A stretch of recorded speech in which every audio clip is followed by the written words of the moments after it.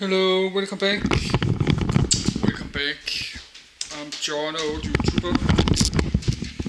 It's soon 3 p.m. and I still try to write all this down, but it's too hot. It's too hot to sit work at my computer. But I did write more down there and there, and did add a few there, but not so many. And one there, Chillicothe Trail. So I think I just read this one, the Frontier, because we just read American Frontiers. So let's put these papers away a little bit and get something to drink. Check my computer's label.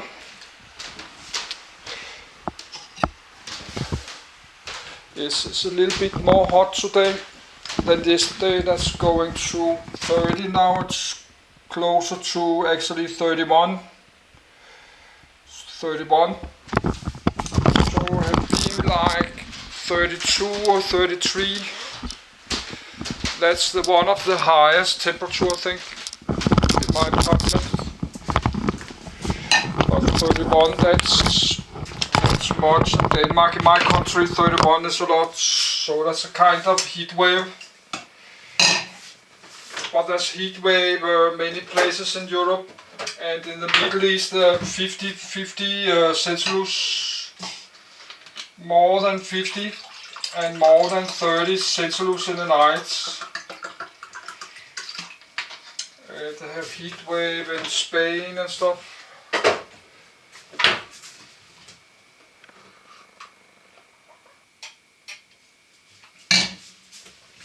So let's just read some more then later.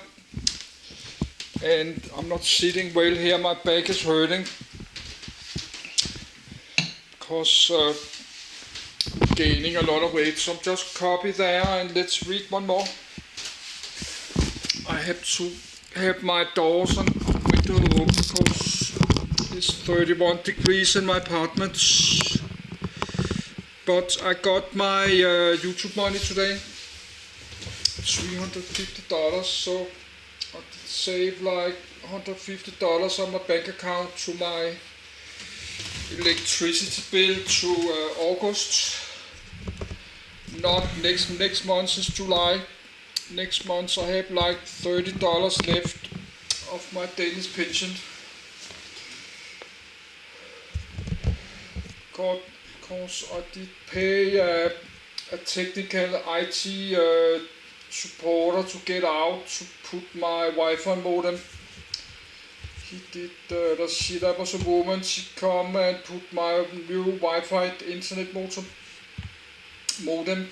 to get it to work. That's cost like $150. Then I have to pay my normal broadband internet, so I have to pay like $300. Then I have to pay my home insurance.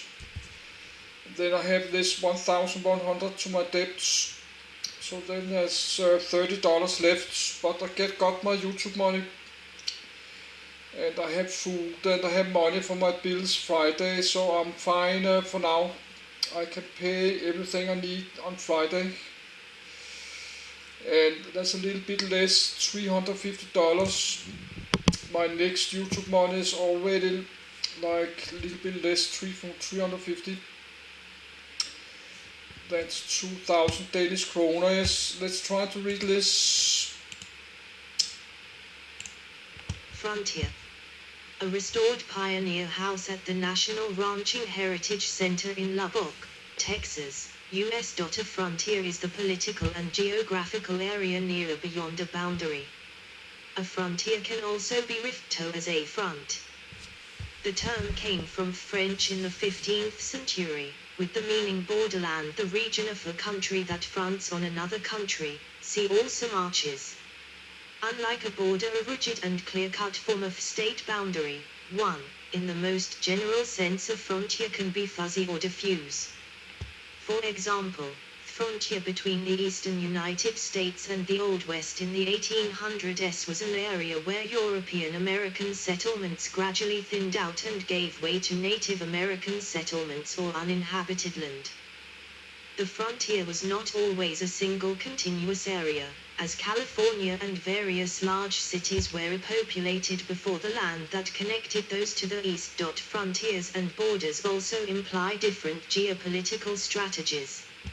In ancient Rome, the Roman Republic experienced a period of active expansion and creating new frontiers. From the reign of Augustus onward, the Roman borders turned into defensive boundaries that divided the Roman and non-Roman realms. 2. In the 11th century China's Song dynasty defended its northern border with the nomadic Liao Empire by building an extensive man-made forest.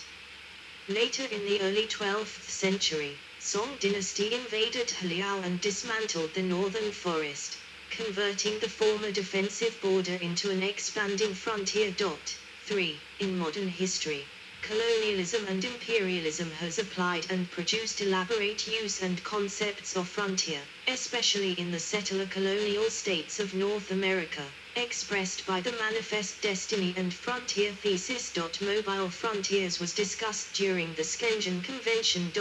4. It was used by Prime Minister of India Jawaharlal Nehru to describe Mao Zedong's actions of grabbing Indian territory before and during the 1962 war through a creeping process. 5. Albert Nevet, in his 1954 book India Going Red, wrote that the empire of Soviet communism has mobile frontiers.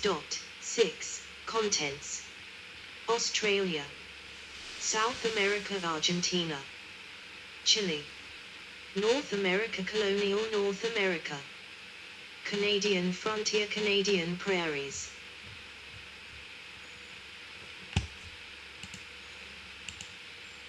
United States, Russia. See also Notes. References: Chilean history, U.S. history, Canada, Siberian frontier, comparative frontiers. Further reading. External links. Australia. Australian bushman with his dog and horse. C. 1910. The term frontier was frequently used in colonial Australia in the meaning of country that borders the unknown or uncivilized, the boundary, border country, the borders of civilization, or as the land that forms the furthest extent of what was frequently termed the inside or settled districts. 7. The outside was another term frequently used in colonial Australia. This term seemingly covered not only the frontier but the districts beyond. Settlers at the frontier thus frequently referred to themselves as the outsiders or outsider residents, and to the area in which they lived as the outsider districts. At times one might hear the frontier described as the outside borders. 8. However, the term frontier districts was seemingly used predominantly in the early Australian colonial newspapers whenever dealing with skirmishes between black and white in northern New South Wales and Queensland, and in newspaper reports from South Africa, whereas it was seemingly not so commonly used when dealing with affairs in Victoria, South Australia and southern New South Wales. The use of the word frontier was thus frequently connected to descriptions of frontier violence, as in a letter printed in the Sydney Morning Herald in December 1850, which described murder and carnage at the northern frontier and calling for the protection of the settlers, saying, "Nothing but a strong body of native police will restore and keep order in the frontier districts, and as the squatters are taxed for the purpose of such protection." 9. South America. Argentina. The southern indigenous frontier of the Viceroyalty of the Rio de la Plata was the southern limit into which Viceroyalty could exert its rule. Beyond this lay territories, 10, de facto controlled by indigenous peoples who inhabited the Pampas and Patagonia. These group were mainly the Teluch, Piyunch Mapuche, 11, and the Rancalis.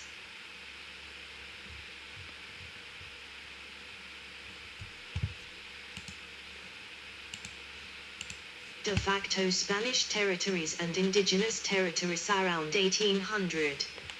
Viceroyalty of the Rio de la Plata is shown in blue while the Captaincy General of Chile is shown in green. Mapuche groups in Araucania around 1850. De facto Chilean territory in blue. Various military campaigns and peace treaties were arranged by the Spanish in order to either stop indigenous incursions in Spanish lands or to advance the frontier into indigenous territory. 12. Under General Julio Argentino Roca, the conquest of the desert extended Argentine power into Patagonia. Chile. The destruction of the seven cities, 1599-1604, led to the formation of a frontier called La Frontera, with the Spanish ruling north of Biobío River and Mapuche retaining independence south of the said river. Within this frontier the city of Concepción assumed the role of military capital of Spanish ruled Kyle. 13. This informal role was given by the establishment of the Spanish army of Arauco in the city, which was financed by a payment of silver from Potosí called Real Situado. 13. Santiago, located at some distance from the war zone, remained the political capital since 1578. 13. Following the Mapuche uprising of 1655 and abolition of Mapuche slavery in 1683 in the Spanish Empire, trade across the frontier increased. 14. Mapuche Spanish and later Mapuche Chilean trade increased further in the second half of the 18th century as hostilities decreased. 15. Mapuches obtained goods from Chile and some dressed in Spanish clothing. 16. Despite close contacts, Chileans and Mapuches remained socially, politically and economically distinct.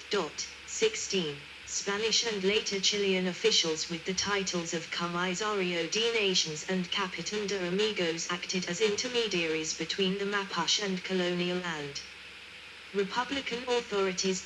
17. During the occupation of Araucania, the Republic of Chile advanced a frontier south from Biobío River to Malaco River, where a well-defended line of forts was established between 1861 and 1871. Having decisively defeated Peru in the battles of Carrillos and Miraflores in January 1881, Chilean authorities turned their attention to the southern frontier in Araucania, seeking to defend the previous advances that had been so difficult to establish. 18, 19, 20. The idea was not only to defend forts and settlements but also to advance the frontier the way from Malaco River to Cortin River. 18, 20. North America.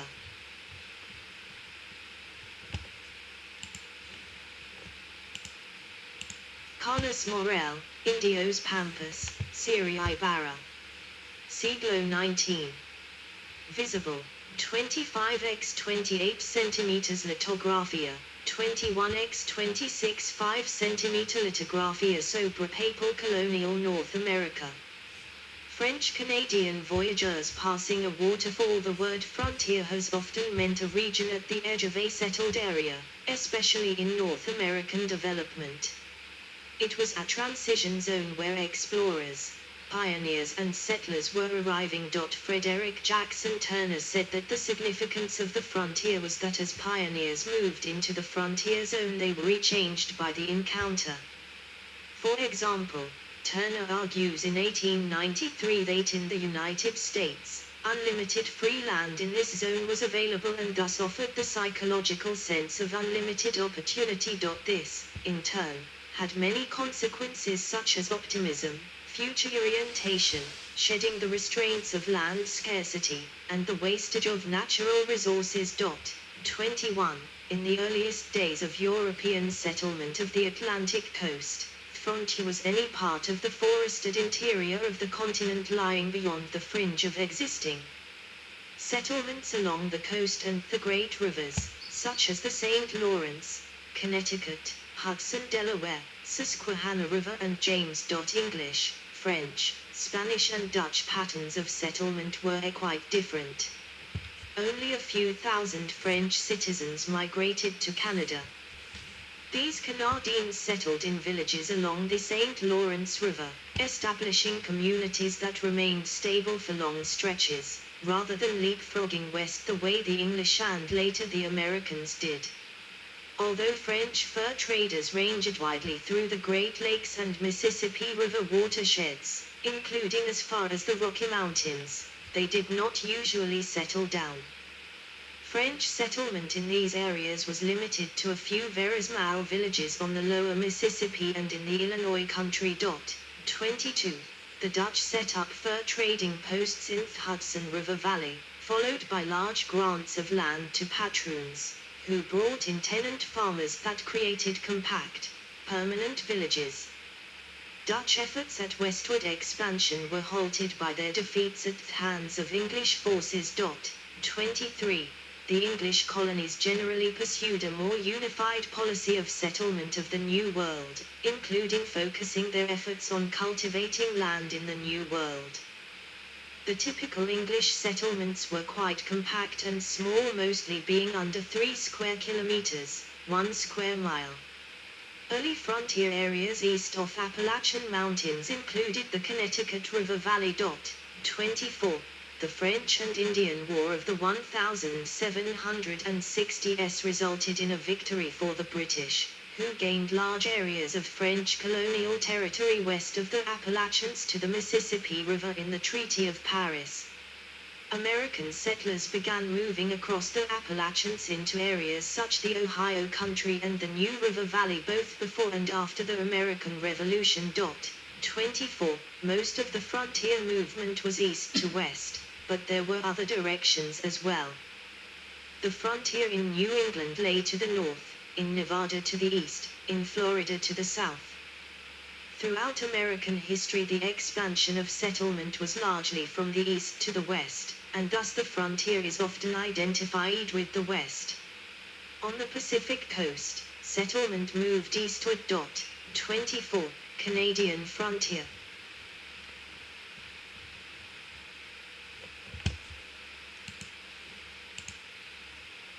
A Canadian frontier thesis was developed by Canadian historians Harold Adams Innes and J.M.S. Careless. They emphasized the relationship between the center and periphery. Caterberg argues that in Canada the imagined West must be understood in relation to the mythic power of the North.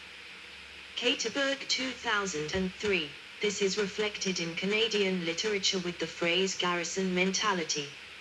In Innes's 1930 work The Fur Trade in Canada, he expounded on what became known as the Laurentian thesis, that the most creative and major developments in Canadian history occurred in the metropolitan centers of central Canada and that the civilization of North America is the civilization of Europe.